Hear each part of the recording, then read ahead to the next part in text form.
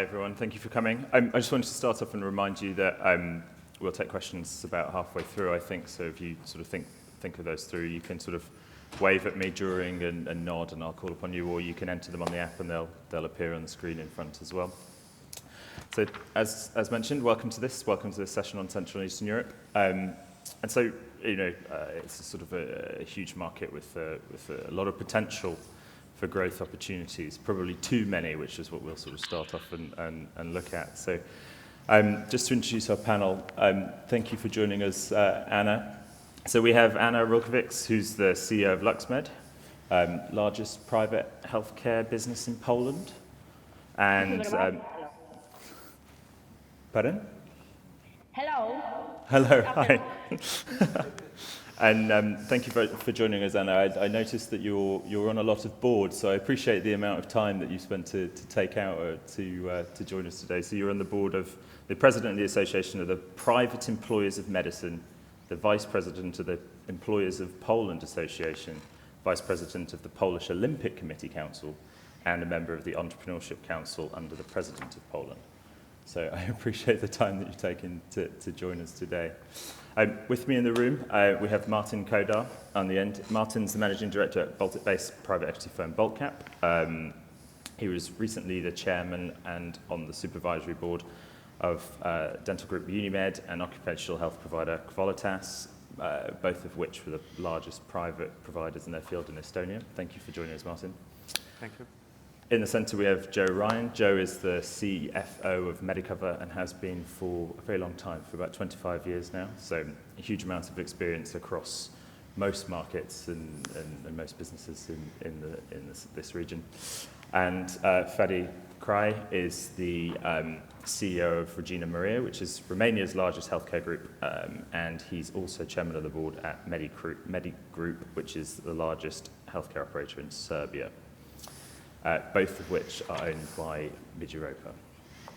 So I thought it would be quite a good idea to just sort of get everybody talking and give everybody opportunity to begin with to look at sort of, what is the single sort of biggest opportunity that you see in the market, in your specific markets at the moment. And I know that you'll probably say everywhere in every single place, but if you can narrow down on sort of just one place, that would be quite useful. So perhaps, Anna, we could start with you and your thoughts on the biggest opportunity for you.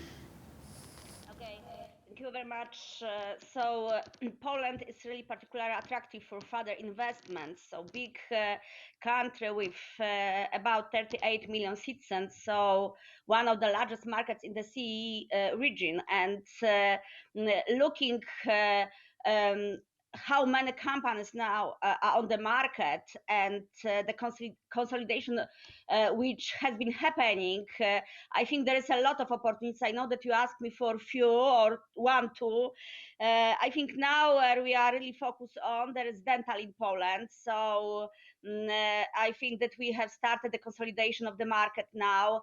The market is very, very attractive. I think that's a good market which is a little bit ahead of us, but we should think about it in near future, is of course care homes in Poland. And I really believe that we have to be a little bit still patient, but for sure there is no choice for Poland. And I am sure that the health insurance market will really started in Poland, and it will be in a moment, I think, as well good market for investment and for medical providers and for health insurers as well. And I think that the hospital market in this case will be the opportunity in near future. Thank you, Anna.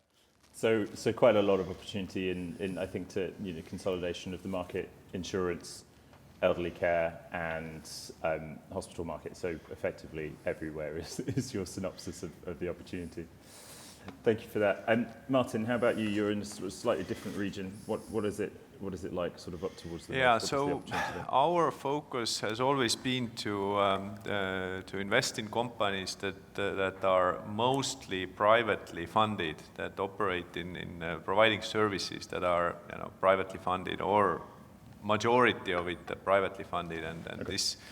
this is really, the reason there is that, we don't want to depend on the public funding, which, may be there, but may, if the government changes, may fall away, and then it has been sort of fairly uncertain over the years.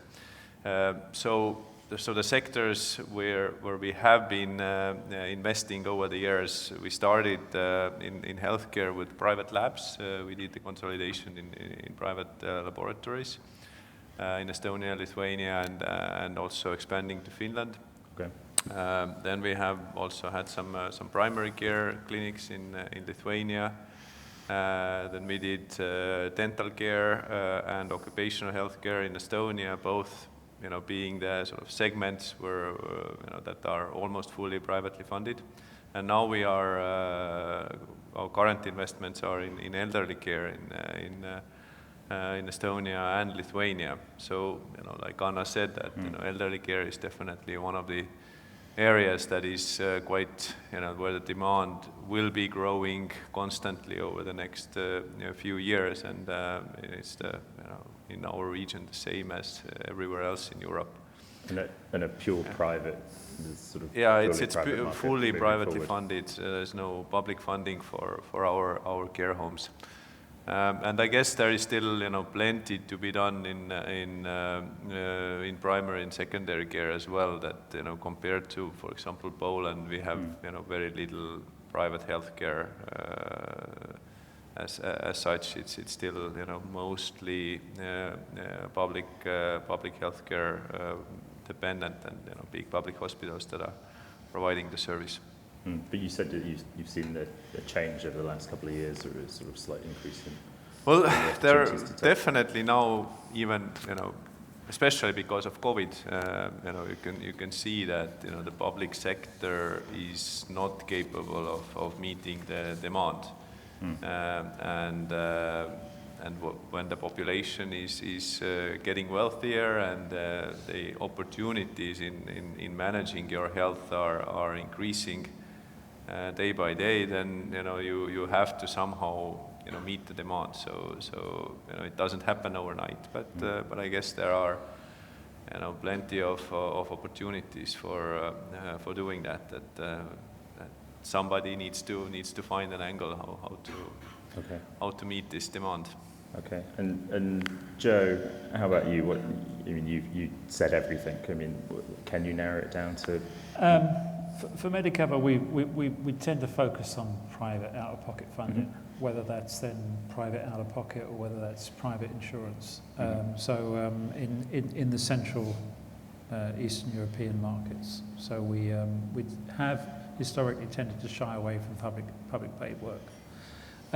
We shift a little bit now in Poland because we think, despite what's happened in the past about the rhetoric coming out from the current government in Poland, we think actually they're quite a reliable partner in terms of public work. And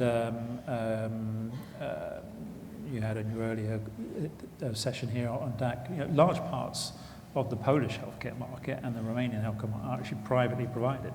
There's private providers. So you have to be pragmatic as a public funder. So we'll probably focus a little bit more in terms of public funding in Poland. And I think on the other markets, it's the private ones.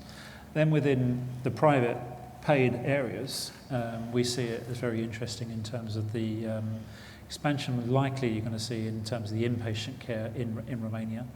There's currently a government reform which is going through. I'm sure Fadi will probably speak a little bit more in detail in terms of co-paying with the with public and private money. And I think if that actually sticks, if it goes through and actually comes into effect, then I think that would be quite a game changer in terms of Romania and the development of the inpatient care market in Romania. And then dental in Poland. So I think we're probably level pegging or about the same size, maybe even slightly larger than LuxMed today, Medicover. So Medicover and LuxMed are the two largest private dental providers. Although there is public pay in that market, it's so small that no one really plays in there. So we're going an approach both for greenfield expansion and also then for bolt-on acquisitions in there. We may start doing that in other markets in the region as well, something where we've got an expertise and a certain volume of experience in there. And then on the lab field, obviously, we've been very supported by COVID. Of course. There, we see this has got a long future, because you've got, as well as with other healthcare indices, other healthcare provision areas, you've got such a difference in terms of, a full sort of normalized European level, and the levels of provision and the quantities of provision in our markets there. So I think we've got a lot of future still to go in those markets. Sure. I think that's why you get this response from Anna, for instance, of why, almost everything. Yeah, because there's such a long way to go. And the government are never going to fill up the gap, because even though they're spending more money year on year, real increases, you've got real salary increases as well, racing ahead and taking that up as well. So that differential in terms of the lack of the public to be able to step in and fill the need, the increasing wealth, and the trailing indexes, the trailing sort of levels of care, mean that's going to be pretty much in almost anything you do. You're going to be many years of strong growth. Sure. And thank you. So, Fadi, I mean, there's a couple of things that are interesting to pick up on your perspective of the copay reform, because I think you slightly differ in terms of the opportunity it offers, right? Yes, but in the same time, I would say it's the same approach to land grabbing opportunities, both in Romania as in Poland and also Serbia. If I'm looking, and my response would be, yes, we would look everywhere, but we are very disciplined in having the approach of the M&A opportunities or greenfield opportunities.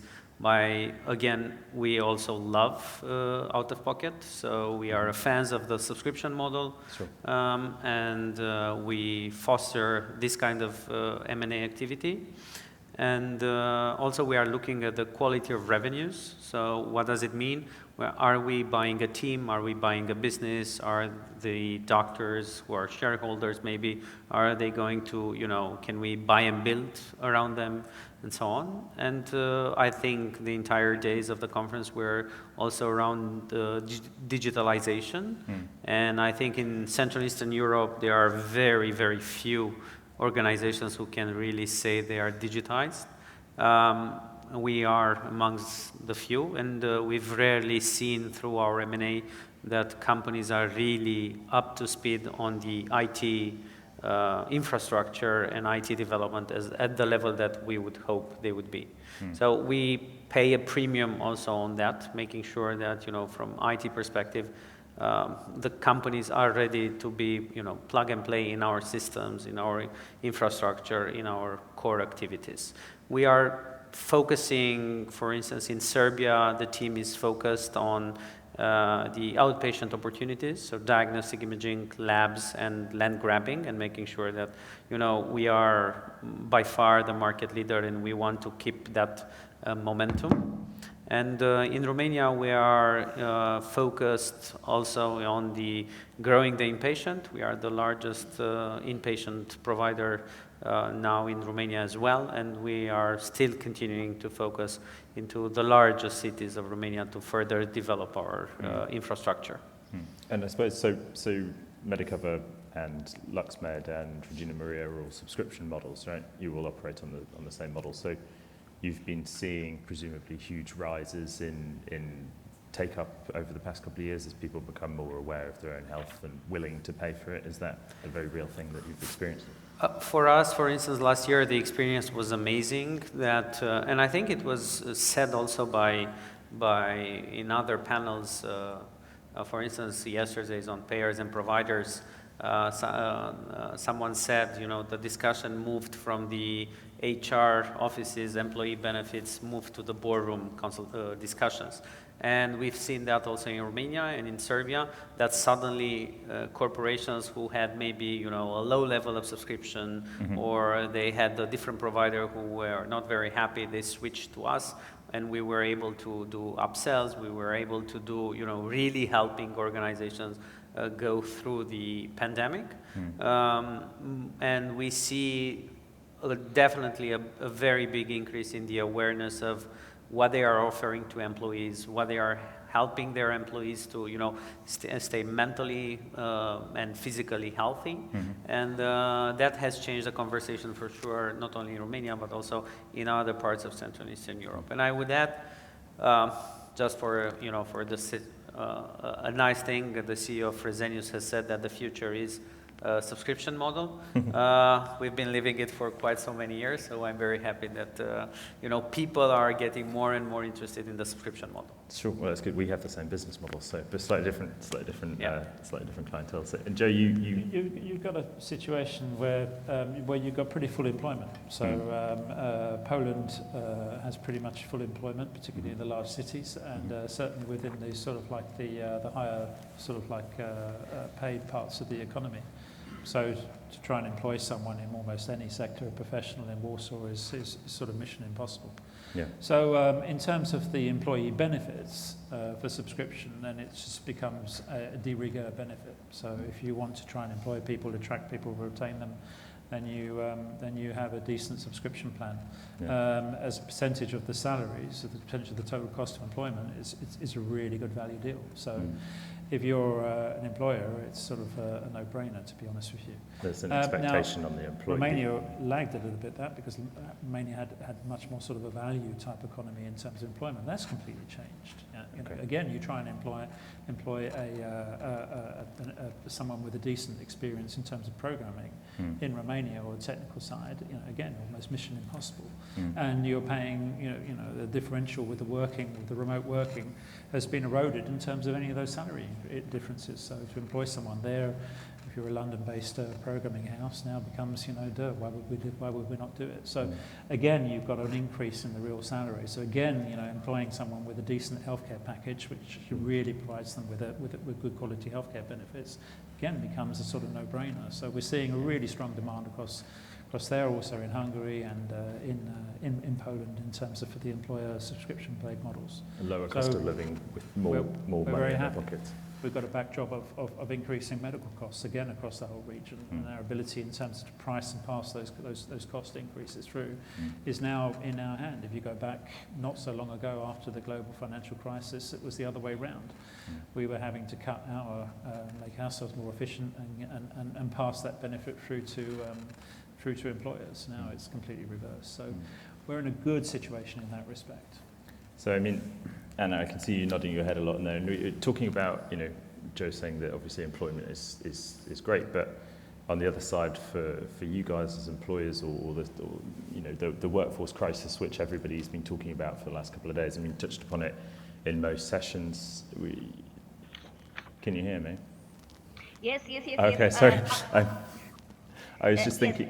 Just wondering about, what about the sort of the availability of medical staff is on the one hand is a huge issue, right? Yeah, maybe I would like to add one thing to the discussion about subscription model in Poland. First of all, which is I think very important, is the occupational medicine, which is in Poland mandatory, and what is happening. And it was something very important for us to a little bit change the legislation in Poland and to change occupational medicine much more in preventive medicine. And it happened. This is very important when we think about the future in terms of subscription model, because when the scope of occupational medicine is broader and will be much more broader in the future, still it is the great future for subscription model. It doesn't mean that we will not develop insurance model. However, occupational medicine as a mandatory model with the concentration on preventative medicine, now it is the key to still develop subscription model and as the main benefit for employees.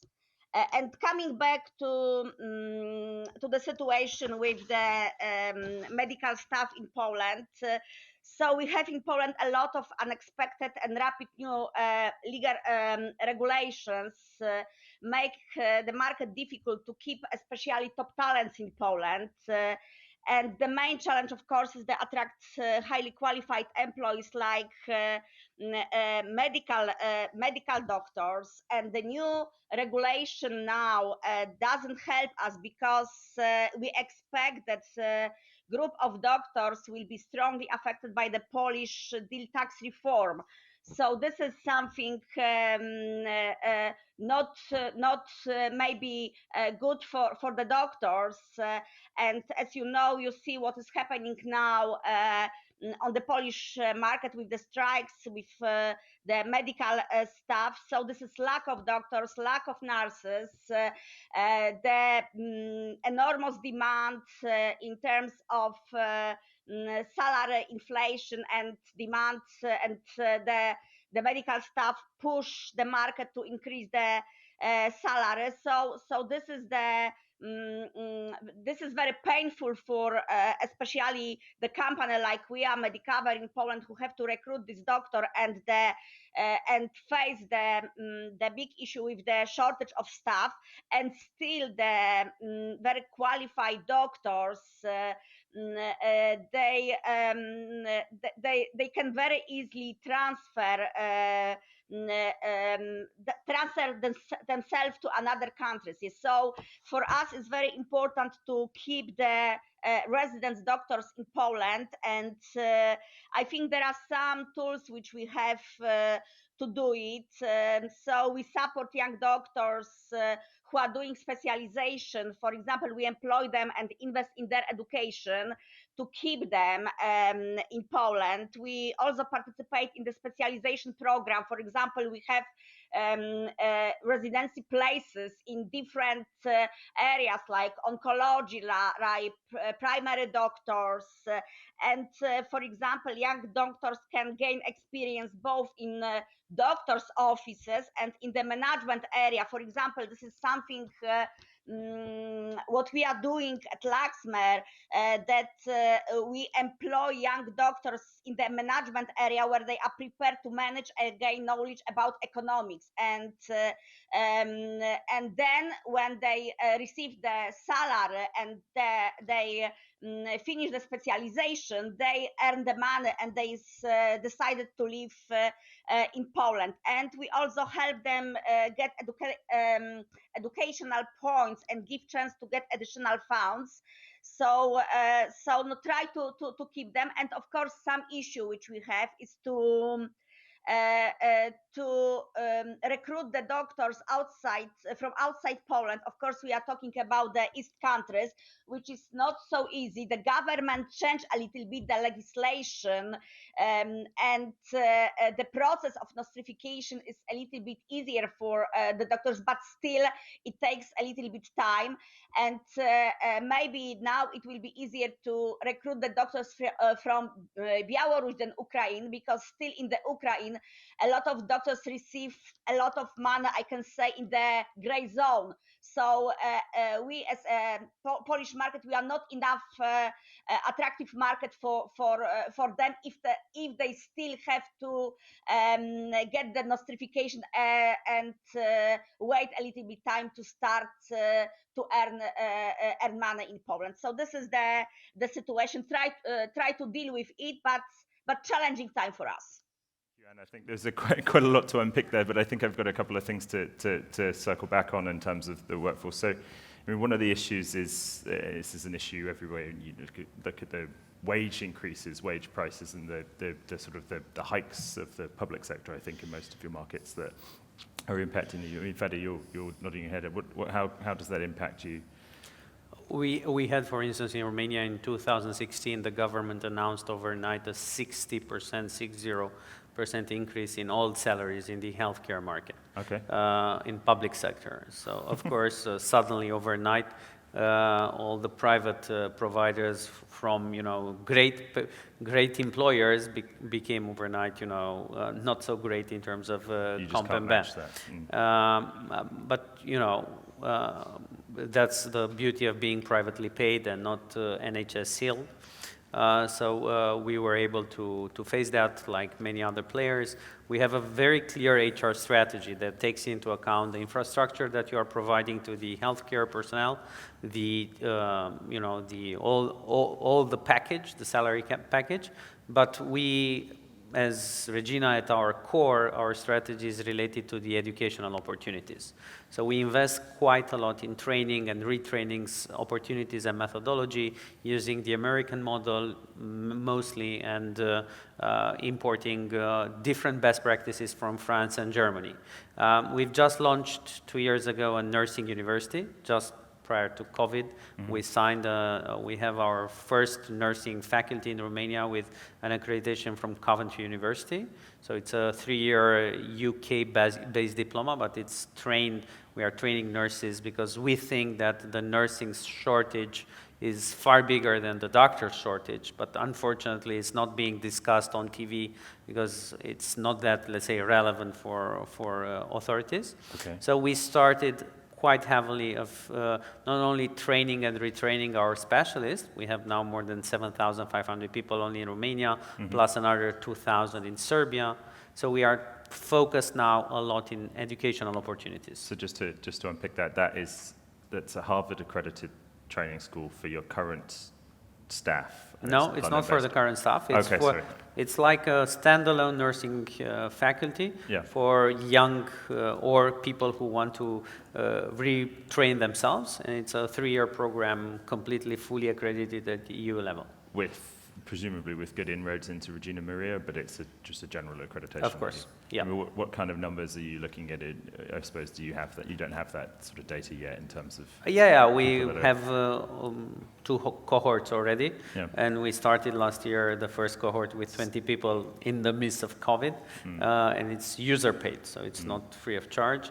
And we want to reach in 3 years 100 people per year. And we are offering a lot of course, postgraduate trainings for the whole market. It's not only for our employees. So you, like you mentioned, you struggle to sort of get any nurses from further east, right? So. Yeah, it's highly complicated for any Central Eastern European country to get from further east because we are the last country part of the European Union in Romania.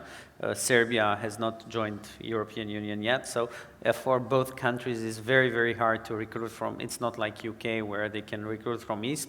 The east, let me put it like this, ends with us. So it's very, very hard to recruit. So what we are actually doing is creating our own opportunities within Romania and within Serbia to foster, to make it, I would say, maybe it's not the appropriate word for this conference, but the reality is we have to make nursing and the doctors sexy again.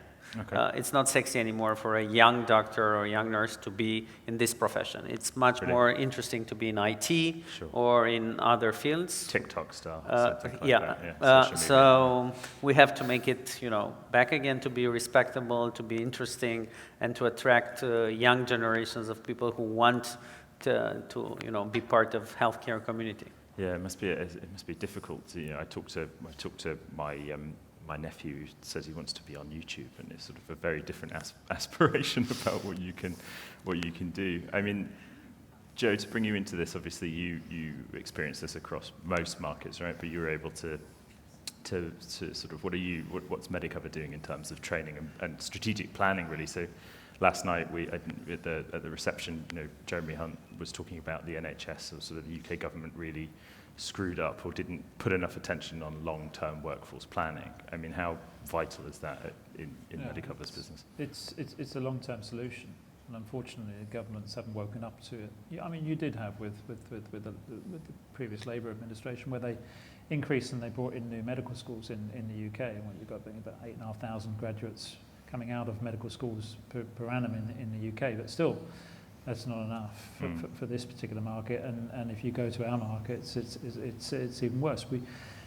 Central Europe, Eastern Europe, was a place where it produced lots of medical staff. So if you look back historically, and you see that in the demographics of how old doctors are and nurses are, you had a large supply and large training of medical staff. That was stopped after the changes. And that's where all the issues today come from, and that's where the solution is for the future as well, is training. We have we have a number of years, we've had a nurse training program out of Warsaw, but the numbers that we produce are never going to be able to deal with the country level issue. So we try and help ourselves, but ultimately the only people who can help with this is the public authorities. We will probably be blamed at some point in time. The fault is the private sector because you're taking all the public sector staff. So there's that conflict to come in the future for the private providers. You'll be the bogeyman that can be blamed on it. But the real fault is lack of long-term planning. And if you think about it, to establish and increase the size of medical training programs, that's the 3 or 4 year wish from any government to establish it, get it running, put the physical infrastructure in place and the training.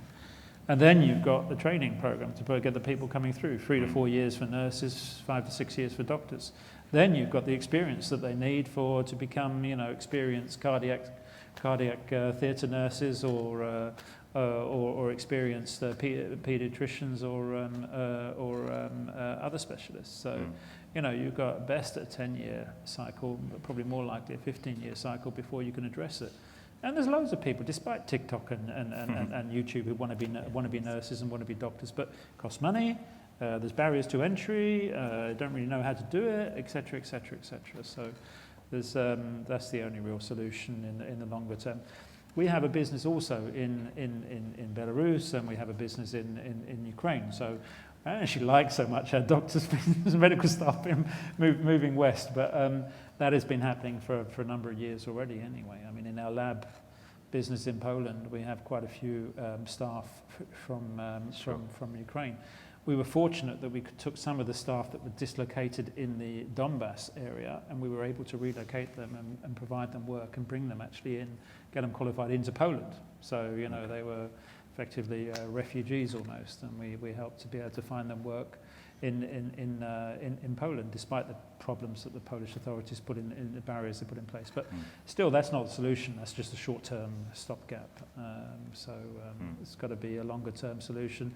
And I don't see it on the agenda. I don't see it being talked about. I don't see it being as part of so I just don't see it being realised that this is a real issue that's going to hit them like a hammer.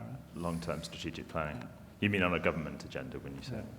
No, it very much should be. I mean, Martin, in your from an investor's perspective, it's critical, right? It's one of the number one decisions.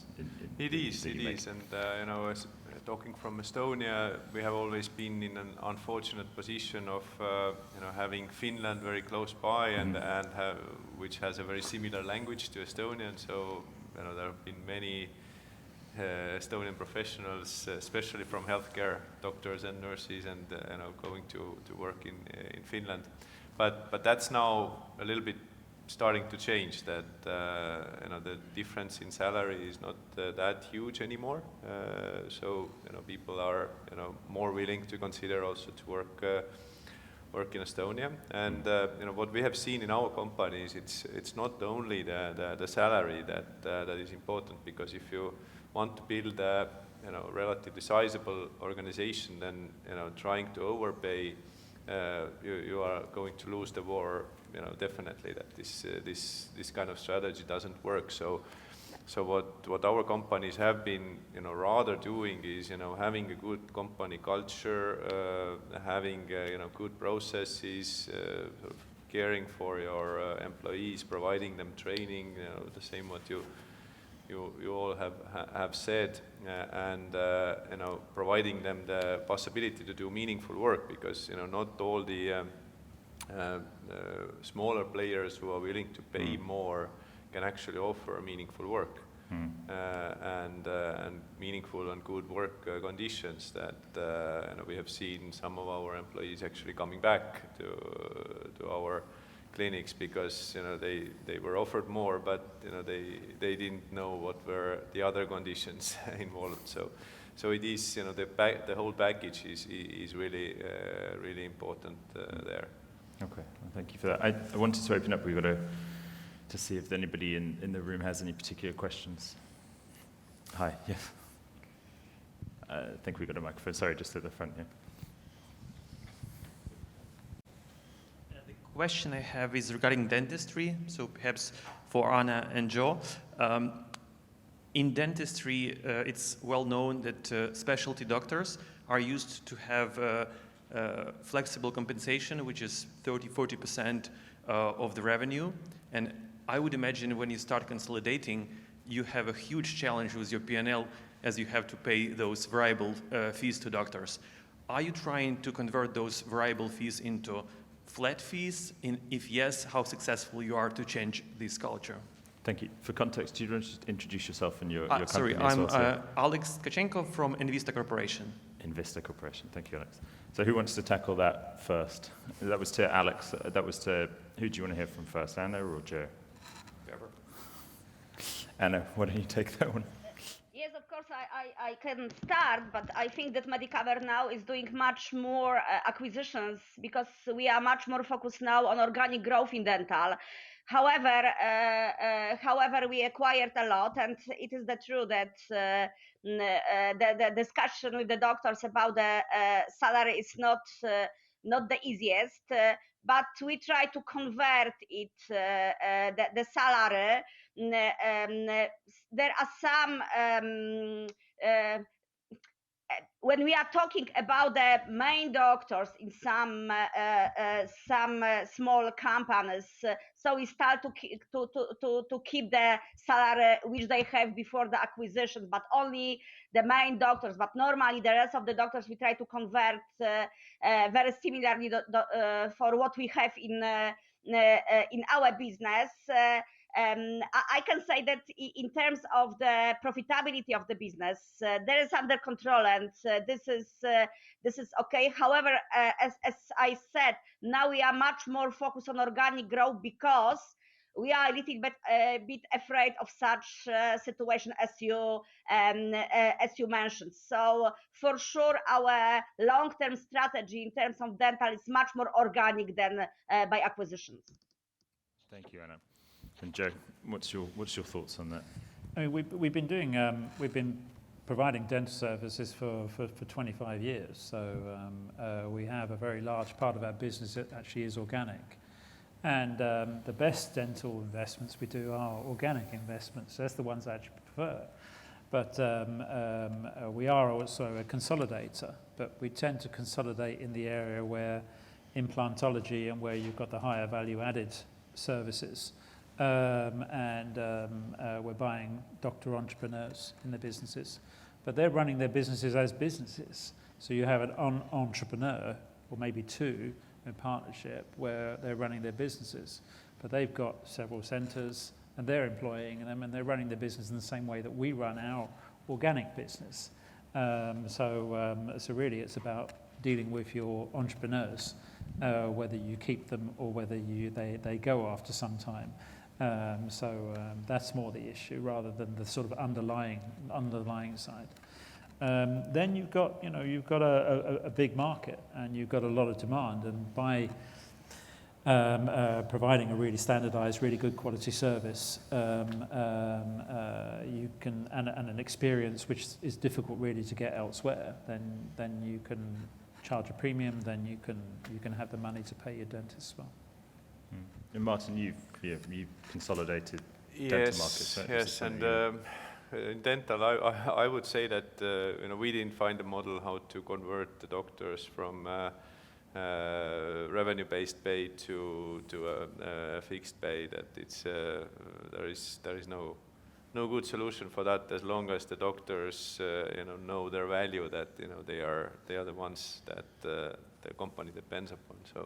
So what you need to do is to make sure that the percentage stays at the meaningful level. That the doctor needs to understand that in your group they will have a better possibility, even with a slightly lower percentage, to still earn more because the whole infrastructure is much better built and they are able to work more efficiently. And that you're a good place to work. Yeah. So it goes back to what we were talking about before, that actually you get a good structure in terms of a place to work. You can be flexible in terms of the working hours as well. The whole population of dentists is changing, and their motivation on what they're looking for is changing as well. So you can accommodate that, then you've got a better chance. Thank you. that satisfy your answer? I have a question. I've got two questions. I'll go to you at the back. There's just in the corner by Ruben. Olda Schubert, Prague, Health Plus. I would like to ask you, Medicover, you have now in Hungary, as is seen on the internet, the branch which offer the insurance for the companies, something as a health insurance. Could you say some experience with this? Yeah, in Hungary, we don't operate the provider, so we operate the risk carrier. We did in the past own the whole business, but quite a while ago we sold the provision side, but kept the risk carrier. So we provide so with the risk carrier, we're the insurer for those services, and then we buy the services from our partner who carries our brand. So as far as the customer is concerned, they see one brand and one name, but in fact the business is divided into two, and it works fine. We're very happy with the situation, very happy with it. We took the money that we sold from there long time ago when we were much smaller and much less well capitalized, and we took that money and reinvested it into Poland. There was another question here as well. Thank you. Good afternoon, panel. My name is Jonathan Sperry from LEK. Nice to see all friends. My question is really, given the challenges that COVID have presented and the opportunity for healthcare populations all over Europe to reflect on what's important to them, as you look out over the next few years, what do you think about the potential to build provider brand trust? So strong brand-led identity with patient populations who come to see your offers for quality, for stability, for performance, and where you can build relationships, obviously particularly in occupational health environments, but not exclusively. So how do you think about the opportunity to do that over the next decade, given everything that we've learned? All right. Thank you. Thank you, Jonathan. Was that directed at anyone in particular, or should we get it? I think probably Poland and Romania provide particular opportunities to use the occupational, the kind of, if you like, the frequent patient touch theme, presenting potential for building brand identity. Is it advancing, or are you more cautious? Thank you. Thank you, Jonathan. So Fadi, do you want to start with that, perhaps? Yeah, thanks for the question. I would say we are extremely ambitious and aggressive on this pathway, and reflecting on what happened last year from employer perspective, and keeping the communities that we were part of safe, and communities meaning patients, employees, and of course subscribers, overall communities in these cities. We've quite invested quite a lot in different, I would say, areas and avenues to further consolidate our brand and our presence. So we are still doing a lot of things that I cannot share because Medicover is on my right. But we are, I think, and I speak freely when I say we are definitely differentiating ourselves, both in Romania and in Serbia, with the actions that we are taking. First from employer perspective, then from a supplier perspective to subscribers. We are reaping benefits as we speak as well. I'll just give you a number that I think it's interesting. We've been looking at clients, new clients that have come last year in the overall Regina Maria database, and mostly of them, of course, last year came for a COVID test, new, never been to Regina. And we've looked recently last month to see if they came back using other services or other information. 45% of them have came back for different other services during this year. So completely new patients entrant into the system through a COVID test, and then we were able to, I would say, upsell other services for them. And how do you do that? Is that through your, is that through doctor-led marketing referral program? No, I mean, how do you keep those? What are the touch points that you use? We have been investing in the last 5 years constantly in our IT infrastructure. Okay. And I would say we are very digital savvy. And we've been investing, for us, COVID presented opportunities as well, you know, never waste a good crisis.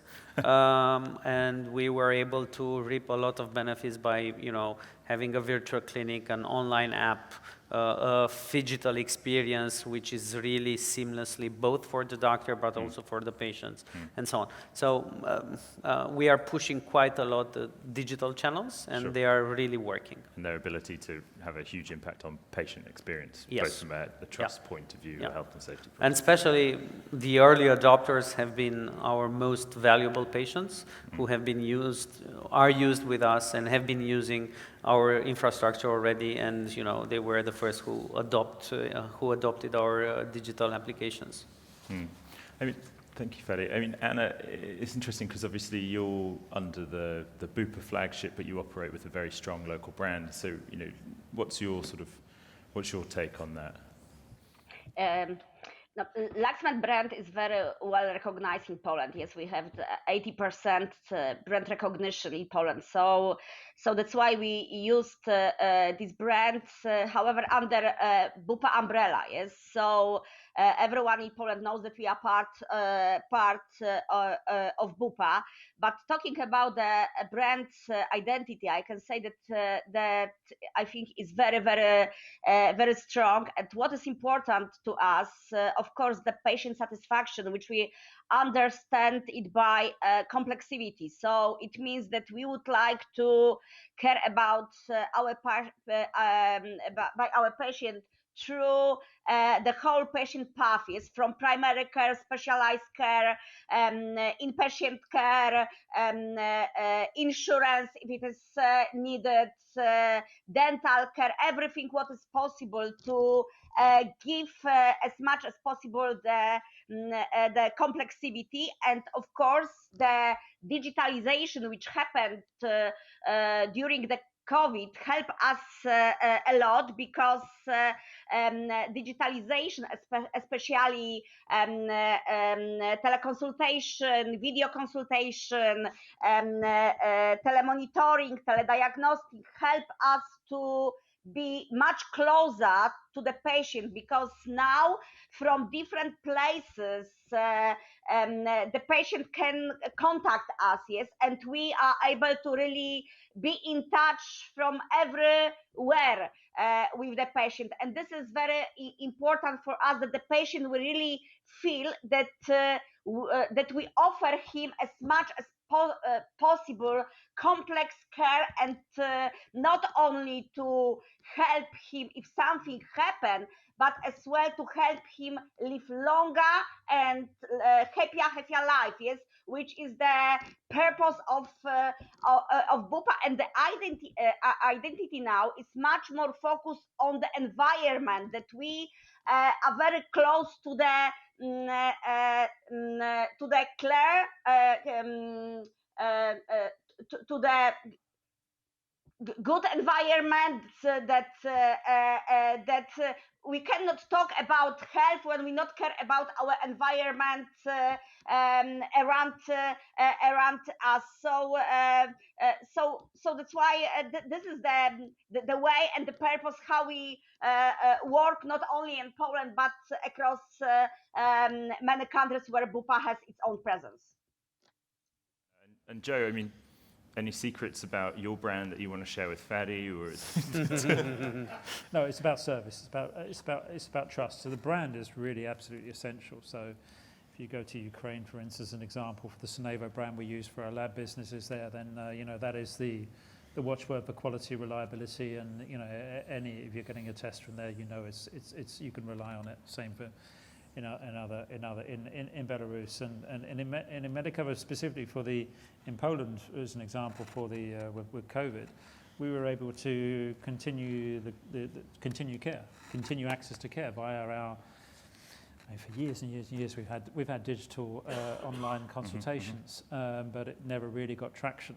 And then we went to being something like about 60% of all consultations being online.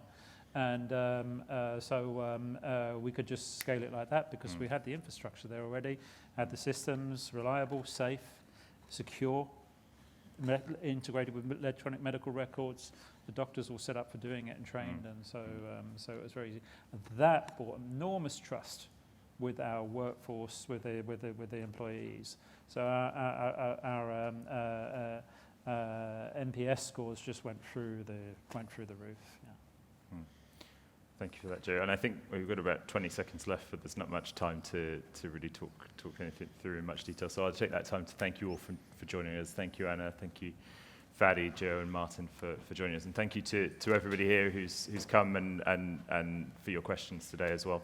I'll remind you as well, Julian will remind you as well, please do provide us with your feedback, both positive and negative, so that we can use that to shape future conferences, and we can use that to make sure that these panels are talking about the things that you want us to talk about, the right delegates are there, the right speakers are there. So please do give us your ideas. So if you could fill in the yellow forms, and also we'll be sharing an online form as well, which has some slightly different feedback that you can give us anonymously, so you can tell us your truths, and we won't cry. We'll be able to take it if there's anything there, and share any positives. We really appreciate it. So thank you very much. Thank you everybody for coming.